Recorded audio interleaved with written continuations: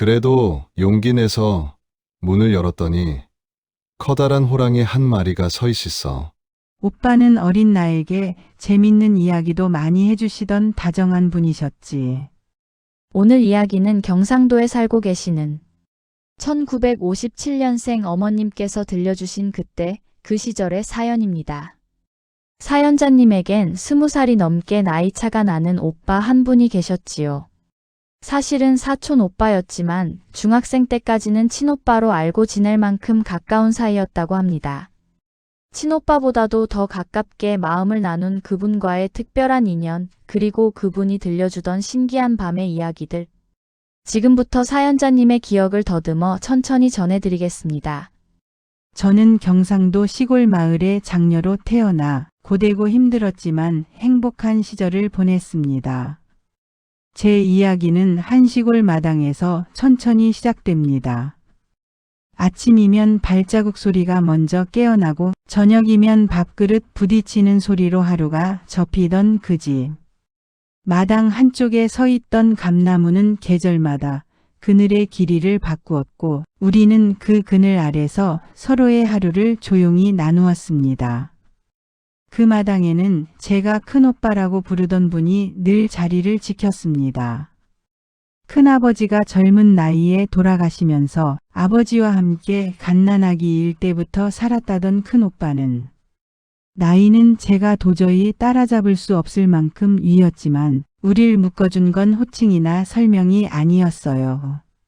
함께 밥을 먹고 같은 하늘을 바라보고 해 질녘이면 그날의 일을 조용히 풀어놓는 그 반복이었습니다.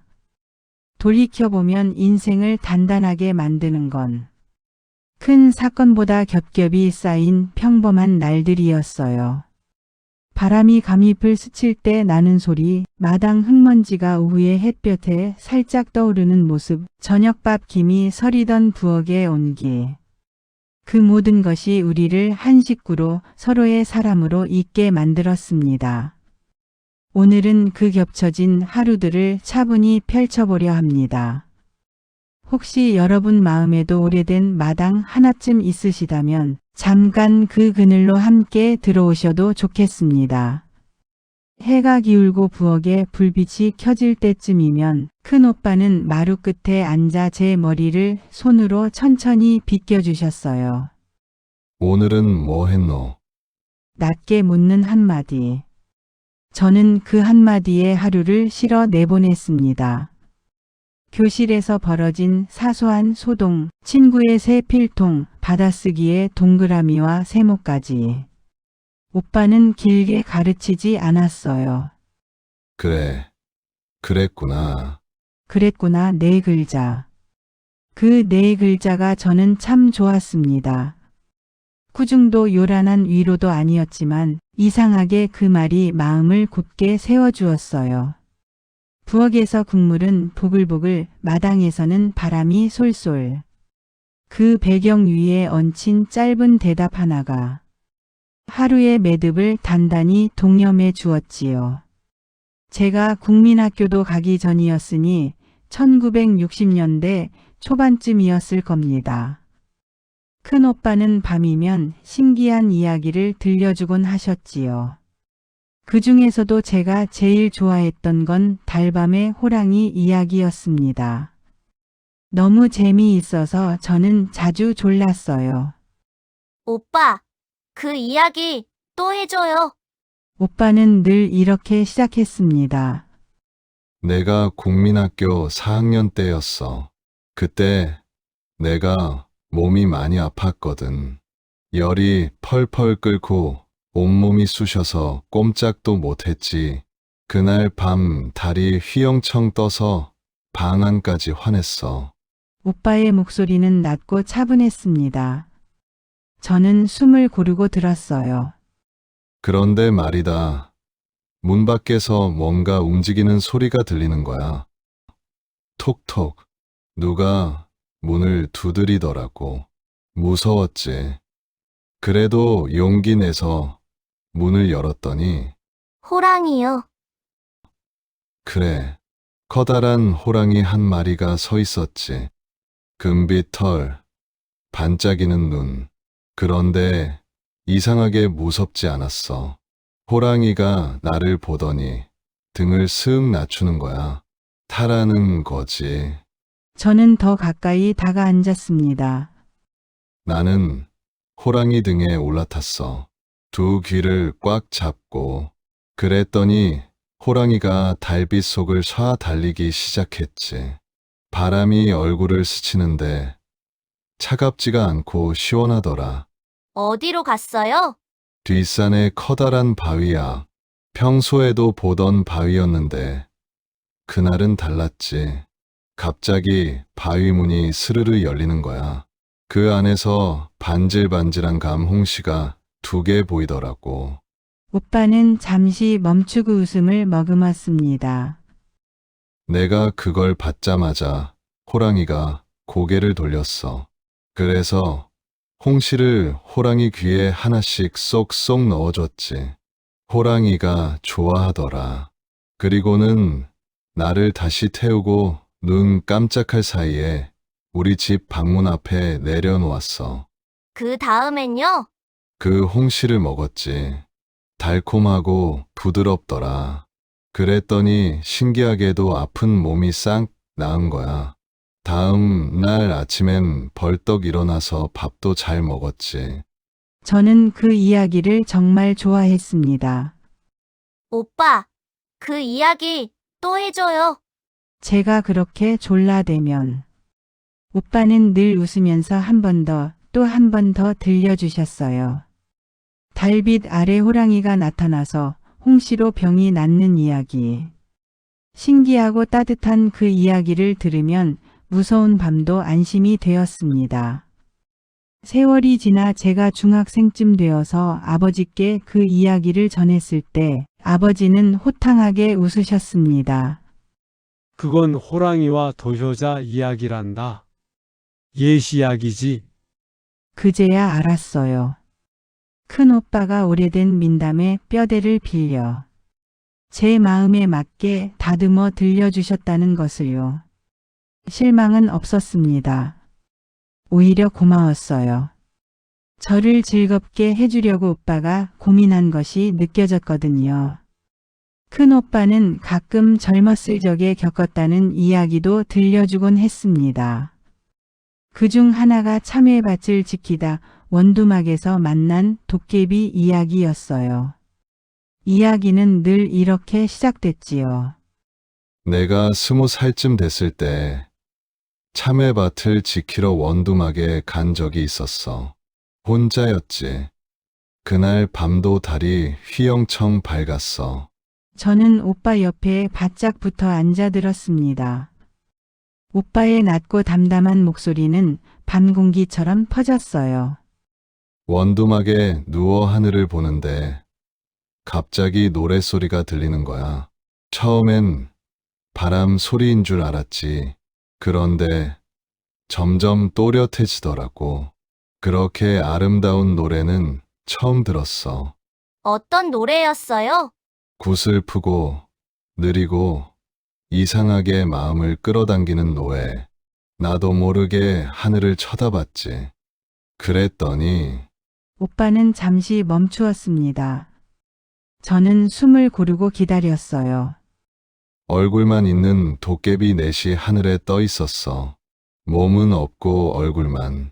그런데 그 얼굴들이 그렇게 노래를 잘 부르더라고.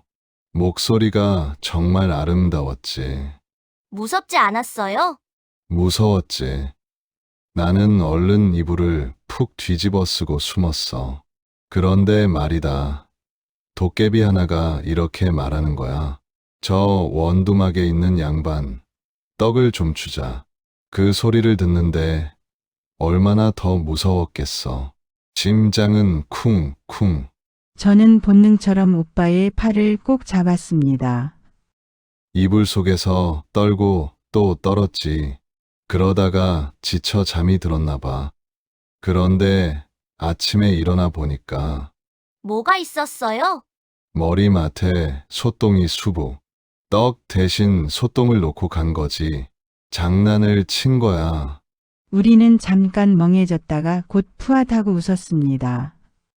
오빠는 그 뒤로는 혼자 원두막에 안 갔다며 헛웃으셨고 저는 그 웃음의 온도를 아직도 기억해요. 달밤의 호랑이처럼 이 이야기도 오빠가 저를 위해 각색한 내용일지도 모릅니다. 그래도 이 이야기 역시 저에게는 즐거운 추억으로 남게 되었어요. 세월이 흐르고 큰오빠는 일찍 가정을 꾸려 서울 영등포로 올라가셨습니다. 제가 10살쯤 됐을 때였으니 1967년쯤이었을 겁니다. 지하철 공사가 한창이던 시절이었지요. 오빠는 새벽에 나가 밤늦게 돌아오는 성실한 날들을 보내셨습니다. 아이가 태어나고 곧 둘이 되었습니다. 조카들은 저와 나이가 대여섯 살 차이라 금세 친구처럼 어울렸어요. 멀리 살아도 괜찮았던 건 우리에겐 여름이 있었기 때문입니다. 방학이 시작되면 조카들이 시골로 내려와 한 달을 지냈고 아침마다 고모 하고 부르는 소리에 마당이 먼저 깨어났지요.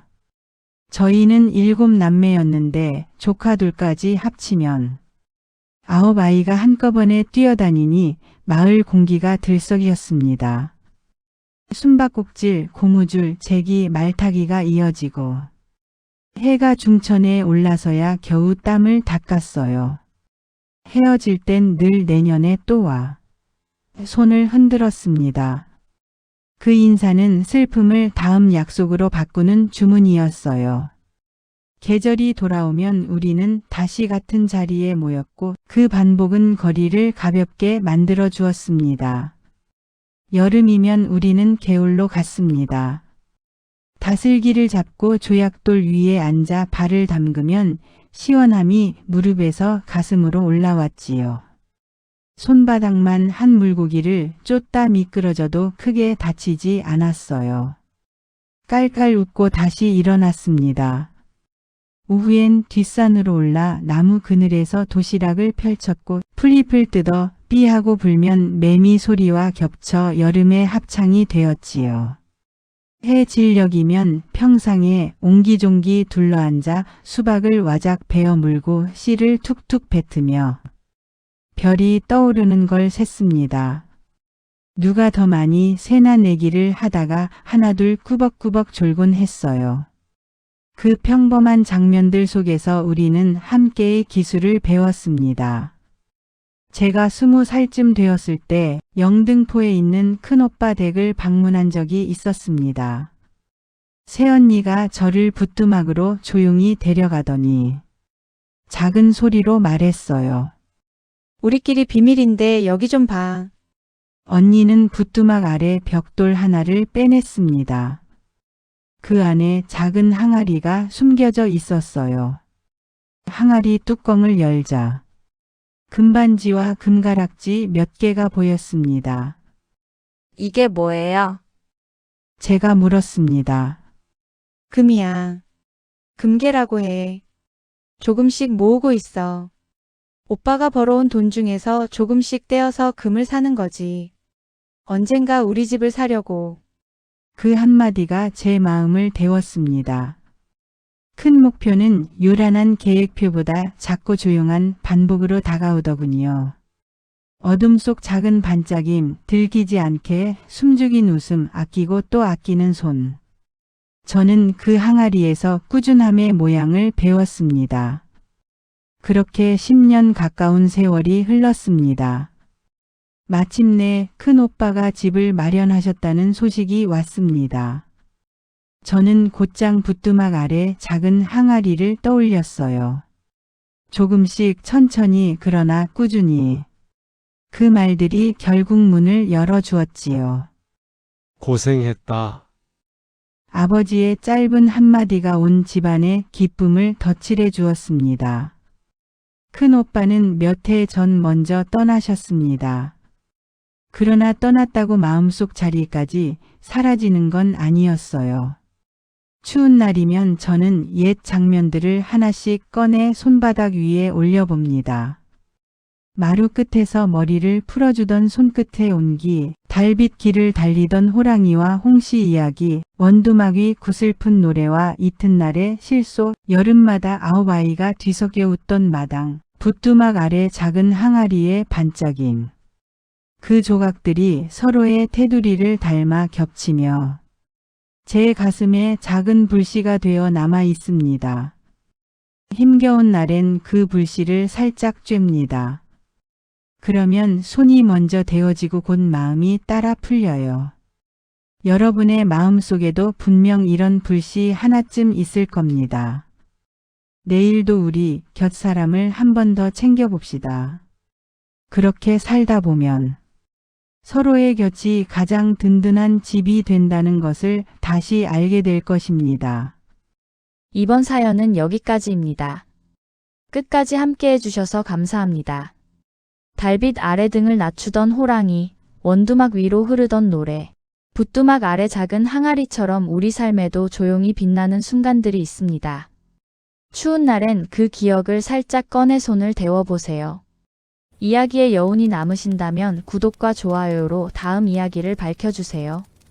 여러분들도 비슷한 추억이 있으시다면 사연의 주인공들에게 따뜻한 말씀 댓글로 남겨주세요. 따뜻한 아랫목에서 그 시절 우리네 이야기였습니다.